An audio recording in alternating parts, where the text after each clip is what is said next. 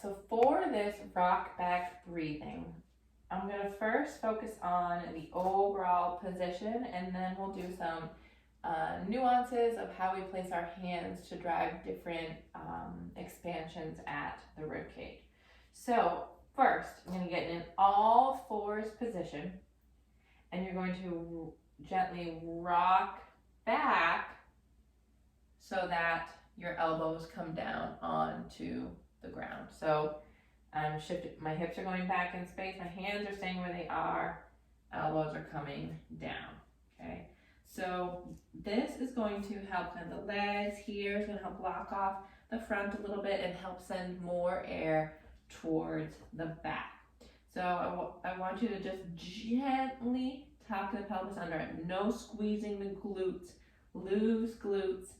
Gently tuck the pelvis under, keep looking towards your hands, and then you're going to exhale all the breath out. Keep looking towards your hand, because when you drop that head down towards your knees, you crunch down from the top, which we don't want to happen. We want that exhale to come from those deep abs and the diaphragm. So exhale all the air out, and then inhale. Feel the air go all along the back side. We have a little bit of a tuck of the pelvis, so you can even feel air going back and creating space at your sacrum here, into the low back, into the back of your thorax, in the back of that rib cage. Now, if you want to bias even more of the back of the rib cage up top, getting more air there, you can take your palms and supinate them. So both hands facing up, closes off the front of the chest and opens up the backside. You might want to do this if you are more limited and overhead raise and not really limited in that Apley's test. So inhale and exhale here. Exhale all the air out, still same thing. Every last sip of air out, finding tension in those deep abs.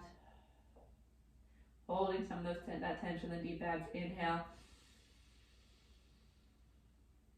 Feeling that air fill the whole backside, between the shoulder blades, down the spine into the lumbar spine, even in that low back, sacrum, finding space along that whole chain there.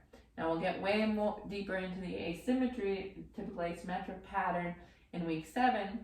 But if you want to start playing with that, you noticed in the rib cage assessments, the Apley's and overhead, both sides felt a little bit different.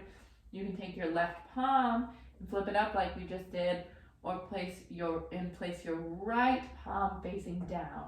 So this doesn't close off the front chest wall on the right quite as much. Typically we need a little bit more air to go into there and breathe like that.